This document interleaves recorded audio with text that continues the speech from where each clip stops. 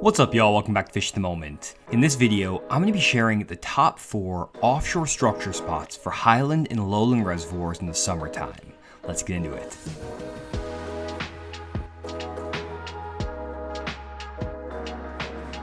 The first structure spot I want to talk about is a channel swing point. A channel swing point is any place where a creek channel runs up close to a main lake or secondary point. These points are going to stick out into the middle of the lake, creating an area of shallower water, and the creek channel is going to provide an area of deeper water. Bass typically set up on the break between the flat spot of the point and the steeper creek channel. Here's an example of a channel swing point on a contour line map. We'll start by highlighting the creek channel. A creek channel is an old riverbed that runs through a lake, and it's going to be the deepest water in any section of the lake that you're in. In general, creek channels are a great indicator in the summertime that baitfish and bass are going to be nearby. The baitfish and the bass oftentimes suspend in the middle of the creek channel when they're not feeding and they're in an inactive mood. Next, we'll highlight the point in orange. In general, most points are going to have the same layout. It's a gradual sloping piece of structure that has very consistent contour line gaps. If you look at the gaps in these contour lines, they're spaced out in pretty much the exact same distance apart, all the way from the shoreline out to the middle of the lake. The top of this point is in 15 to 20 feet of water, but you can see that it drops off very quickly on one side into this creek channel where the contour lines get very tight together. This sudden depth change from shallower to deeper water is what makes these channel swing points so effective in the summertime. In general, the baitfish are going to be spending their time suspended over the creek channel, but from time to time they're going to want to move up on top of the shallower, flatter area on the point to feed up. When this happens, the bass will follow them and start ambushing these baitfish on top of these channel swing points around cover like brush piles, rock piles, or shell beds. Here's one more example of a channel swing point from a drone view. This channel swing point is slightly different because it's very narrow and drops off on both sides. On one side you have a creek channel, and the other you have the secondary channel that feeds the back of this pocket. On this channel swing point you still have that high spot though that creates that drop off from shallower to deeper water where bass can move up to ambush baitfish. Here's another look at the spot on a contour line map. Again, we have our creek channel here, and then we have the point highlighted in orange.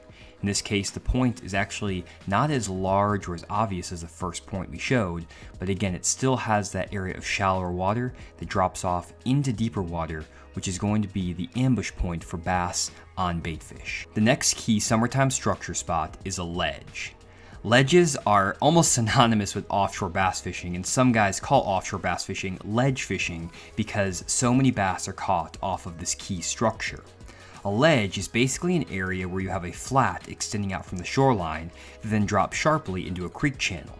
It's actually very similar to the channel swing point we talked about earlier, except that the high spot or the area of shallower water is not a point, instead it's a flat.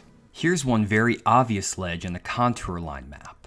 The first thing that you'll notice is this very shallow flat that's only 1 to 3 feet deep that extends from the shoreline pretty far out into the middle of the lake. Next to this offshore flat, you'll notice a creek channel. This is exactly the same as the creek channel we showed during our channel swing point examples, and it's that area of deep water out in the middle of the lake.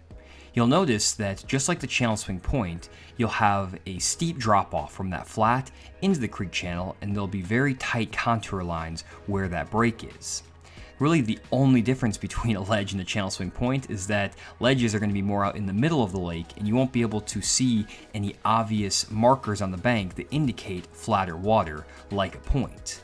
You can see a point here on the right side of this image actually, and that creek channel swings up against it, so this would be a channel swing point on the right side. On the left side though, you have that ledge because you have the flat that extends out and drops off into the channel with no visible or noticeable ways to determine that high spot or that flat spot is there. Here's another example of an offshore ledge from an aerial view. You'll notice my boat is pretty much in the middle of nowhere. I'm nowhere close to any points or obvious shoreline structures. Instead, my boat is positioned out in front of a major flat that extends out very far into the middle of the lake. You'll also see a creek channel that's directly below my boat. The ledge is the area where that creek channel and that flat meet, and you have that sharp drop off. If we take a look at this spot on the contour line map, You'll notice again the flat area highlighted in orange here, and the creek channel highlighted in blue. In this specific case, there's actually a ditch that leads into this flat, and there's actually a point on this ledge.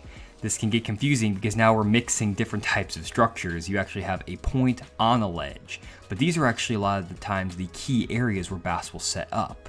That little ditch that you can see here is an area of a little bit deeper water, and it creates a great place for the current to wash over the top of the point of this ledge. The bass will then use this as an ambush point and attack bait fish that flow by their area. More often than not, you're not going to find bass that actually set up on a straight stretch of ledge where it's completely uniform and it looks the same all the way across. Instead, bass will set up around irregularities in that flat or that ledge, like a sharp turn, a little bit flatter or steeper section of the drop, or an actual ditch that will cut into the flat right where that ledge is. Another type of structure that's very effective but often overlooked for summertime bass fishing is the rounded point. A rounded point is again similar to a channel swing point in that it's going to be an area of flat water that extends out from the bank. However, you're not going to have as sharp of a drop off on these rounded points. Instead, there's going to be a more gradual drop from shallower into deeper water. However, with these rounded points, it's still good if you have a creek channel at least nearby, but it doesn't need to run right up against that point. Here's an example of a rounded point on a contour line map. We'll highlight it here in orange. You also see a creek channel that runs in pretty close to the rounded point, but doesn't run right up against it, creating a sharp drop off. That's the key with these rounded points. You're not going to have those contour lines being super tight together, creating a cliff under the water, like with a channel swing point or with a ledge. This makes them a little bit more difficult to find in a contour line map, and oftentimes they go overlooked by fishermen because of this. Now you may be wondering why rounded points would hold fish in the summertime if there isn't that sharp drop off like on the ledge or the channel swing point. Well, the reason for this is because bluegill or brim will lay their eggs and set up brim beds on these rounded points in 4 to 15 feet of water on highland reservoirs and lowland reservoirs all throughout the summertime. A lot of guys don't know that brim actually spawn somewhat deep on these rounded points, especially if you get pretty clear water, 3 to 5 feet of visibility. This means that the bass will oftentimes hang around the brim beds on these rounded points and eat brim all summer long. It's not a deal where you're going to catch a ton of fish off of one point, but you can definitely pick up 1 or 2 good fish around those brim beds. Oftentimes you can actually fish in the brim beds with a worm or a crankbait, but more often than not, you'll actually find that these rounded points are better when they have some brush planted around them. Savvy tournament anglers will plant man-made brush piles on these rounded points because they're less pressure from other anglers, and they'll oftentimes find those brim beds with their side imaging or down imaging first, drop the brush next to the brim bed, and it'll give those bass a place to hide and ambush those brim as they're kind of doing their thing on the brim beds. This is something that I look for all the time in the summer, these rounded points with brush piles close to brim beds. If you can find that combination right there, it's almost a guaranteed quality fish throughout the summer, and it's definitely a type of structure you should try. The last type of structure I'm going to talk about in this video is the hump. Humps are basically underwater islands or underwater mounds or mountains, however you want to think about them, but basically just an area of land that's a little bit higher off the bottom, and it's surrounded on all sides by deeper water. If we take a look at a hump on a contour line map, you'll notice that there's an area of shallow water that drops off quickly into deeper water on all sides. You'll see those contour lines are very tight together. It's basically like a ledge, except instead of the deeper water being on one side of a flat, the flat is surrounded on all sides by the deeper water. Humps then are a great place for bass to ambush bait fish because there is basically a drop all around that hump, and they can set up on the sides of the hump and move up shallower when they want to feed, when the bait fish decide to move up on top of the hump as well. Now that last example is pretty extreme. You don't always have to find that perfect looking hump that's surrounded on all sides by deep water. For example, this is a hump, or what I would call a hump that I've caught fish on before in the summer, that is surrounded on 3 of its 4 sides by deeper water. It's kind of a little bit of a saddle between a point and then this hump that is going to attract a lot of bait fish and bass during the summer. And really, as long as you have a steeper drop off on 2 or 3 sides of a high spot, you're going to have a great place for bass to set up in the summertime.